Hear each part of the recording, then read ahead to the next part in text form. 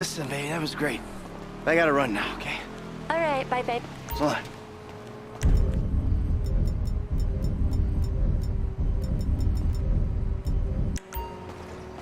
Do you forgive me, Amanda, for all I've done? To know everything is to forgive everything, Michael.